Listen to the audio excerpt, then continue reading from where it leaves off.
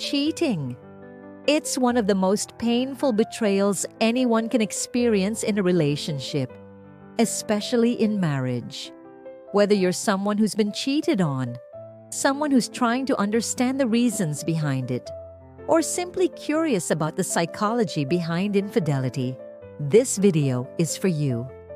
Today, we'll dive deep into the question, why do some people cheat on their spouse? We'll break it down in a real and honest way. No sugarcoating, no judgments, just raw insight into the complex reasons why even people in loving relationships sometimes make this devastating choice. Let's begin. When we think of cheating, we often imagine deception, lies, and betrayal. But underneath that act is often a web of unmet needs, unresolved wounds, and complicated emotions. People cheat for many reasons, some rooted in deep psychological patterns, others in moments of weakness. Contrary to what most might assume, cheating doesn't always mean someone has stopped loving their partner. In fact, some people still feel emotionally attached to their spouse, even while engaging in infidelity. So, why do they do it? Here are some of the most common reasons. Emotional dissatisfaction. One of the biggest reasons people cheat is that they feel emotionally unfulfilled. They may not feel seen, heard, or valued in their marriage. They may crave intimacy, appreciation, or affection. And when they don't receive it at home, they look for it elsewhere. This doesn't justify the action, but it explains the vulnerability. People want to feel desired, and when they don't, they seek connection in the wrong places. Lack of physical intimacy. Physical connection is a key part of many marriages. When intimacy fades or disappears, some partners begin to feel rejected, unattractive, or even resentful. In some cases, instead of addressing the issue openly, they may choose to satisfy that need outside the relationship. Opportunity and temptation. Sometimes, cheating happens simply because the opportunity presents itself. In work environments, social media, or during travel, boundaries can blur. Without strong self-control or clear personal values, people may make impulsive decisions they later regret. Unresolved personal issues, childhood trauma, low self-esteem, abandonment issues. These are all factors that can make someone more prone to seeking external validation. They may cheat not because their spouse lacks something, but because they feel incomplete or broken. Cheating becomes a temporary escape from the pain they haven't faced. Revenge or resentment. Some people cheat out of anger. If they've been hurt, disrespected, or cheated on themselves, they might retaliate. It becomes a twisted form of revenge, a way to get even or express hurt through harm. The thrill of secrecy. Believe it or not, some people are addicted to the thrill, the secrecy, the chase, the risk. These individuals may not be unhappy at home.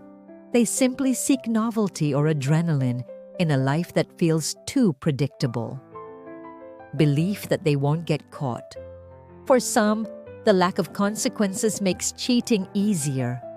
They convince themselves they can get away with it, and that one mistake won't matter. But it does. It always does. Falling out of love, but not out of the relationship. There are times when love fades, but the marriage continues out of duty, comfort, or fear. Instead of confronting this truth, some seek emotional or romantic excitement elsewhere, keeping the marriage as a shell while their heart lives somewhere else. Midlife crisis or identity crisis. At some point, people question their purpose, their youth, or their identity. Cheating can become a reckless way to feel alive again or to prove something to themselves. Addiction to sex, validation, or attention.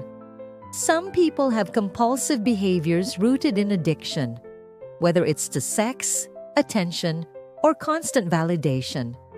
These people often cheat repeatedly, not just once. Influence of toxic peer groups or culture. If someone is surrounded by friends or a culture that normalizes infidelity, they're more likely to view it as no big deal, especially if they've seen others get away with it. Emotional immaturity. Some people simply aren't ready for the level of commitment, communication, and sacrifice that marriage requires. They act on impulse and fail to take full responsibility. Dissatisfaction with life, not the partner. Sometimes, the cheating isn't about the relationship at all. It's about dissatisfaction in life. They feel stuck, uninspired, or depressed, and cheating becomes an unhealthy escape, a cry for help. In some sad cases, people cheat as a way to sabotage the relationship, hoping it forces a conversation or even a breakup because they don't know how else to express what they're feeling. Lack of communication skills. When problems arise, some people shut down instead of speaking up. Cheating then becomes a distorted way of coping instead of facing discomfort through honest conversation. Poor conflict resolution skills. Some people don't know how to work through disagreements in a healthy way. When communication breaks down and emotions escalate, instead of resolving the conflict, they disconnect and sometimes seek comfort elsewhere. Desire to reclaim lost independence or identity. In some long-term marriages, people can feel like they've lost their sense of self. The roles of husband or wife overshadow their individuality. Cheating, in their mind, becomes a way to feel like themselves again, even if only briefly. Entitlement mindset. Some individuals believe they deserve more attention, more excitement, more options. They may think, I work hard, I provide, I deserve to have fun, without acknowledging the damage this causes to their partner. Lack of spiritual or moral alignment. When two partners have different values, especially regarding loyalty, monogamy, or commitment, there's a risk that one partner will act outside the bounds of the relationship, thinking it's acceptable or excusable. Narcissism or ego-driven motives. Narcissistic individuals crave admiration and attention. They may see cheating as a way to feed their ego, prove their desirability, or assert dominance. It's not about love. It's about control and validation. They feel taken for granted. When one partner feels unappreciated, like they're doing everything and still not enough, they may feel bitter or emotionally abandoned. Cheating becomes a misguided way to feel wanted again. Relationship formed under false pretenses. Some people marry for reasons that aren't rooted in genuine connection. Social pressure, financial security, or fear of being alone. When real needs emerge later and the relationship lacks foundation, cheating becomes more likely. Immaturity and lack of relationship experience. People who marry young or without much relational experience may not fully understand the weight of commitment. They might still crave exploration, and instead of communicating that, they cheat.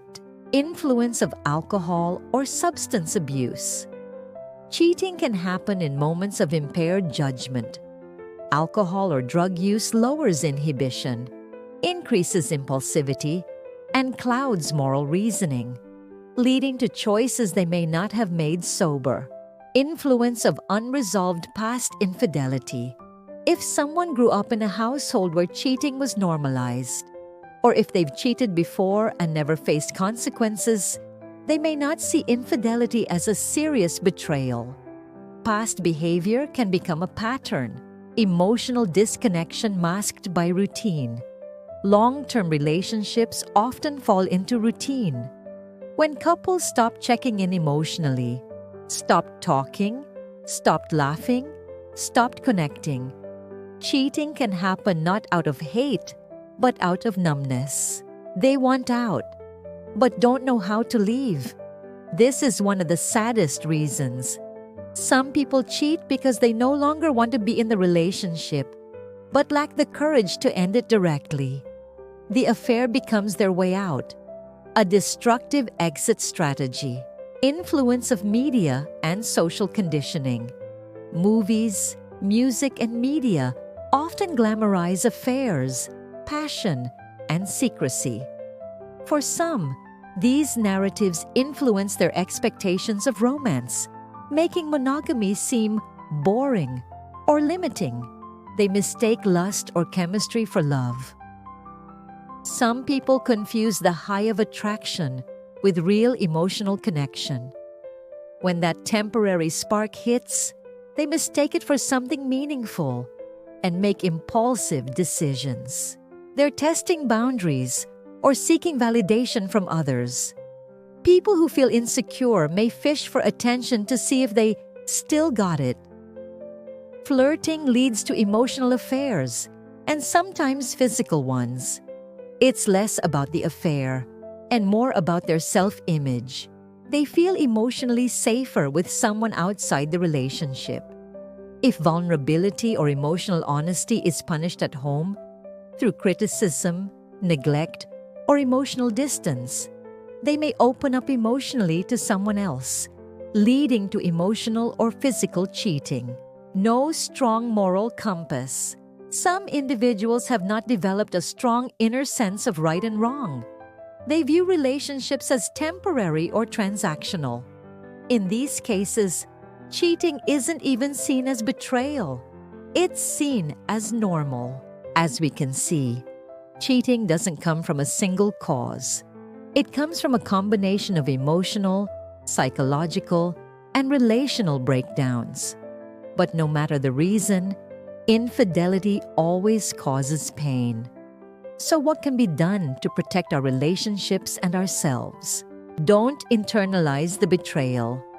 When someone cheats, it often has more to do with them than you. It's natural to ask, was I not enough?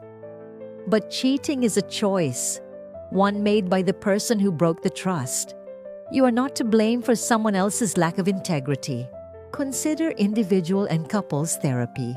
A trained therapist can help you unpack the emotional trauma, identify relationship patterns, and figure out whether rebuilding is possible. Couples therapy isn't just for fixing things. It's also for clarity, closure, and emotional safety during hard conversations. Don't rush your decision. After betrayal, you don't have to decide immediately whether to stay or leave. You're allowed to take space. Healing doesn't happen overnight, and neither does forgiveness or separation. Establish clear boundaries. If you're working through the betrayal, it's crucial to define what's acceptable and what's not moving forward. That could mean access to phones, transparency with social media, or agreed-upon check-ins. Trust must be rebuilt with action, not just words. Reflect on your relationship, not just the betrayal. If you're the betrayed partner, try to look at the bigger picture once you're emotionally ready. Were there unspoken issues before the affair? Emotional disconnection, lack of shared goals. This doesn't justify cheating, but it can help you grow from it. Work on emotional literacy. Both partners. Many affairs begin as emotional affairs. People start confiding in others when they feel misunderstood or dismissed. Practice active listening. Validate your partner's feelings and open up emotionally before issues become cracks. Prioritize intimacy and check-ins. Over time, couples can grow distant not out of anger, but out of neglect. Life gets busy. Kids, jobs, bills.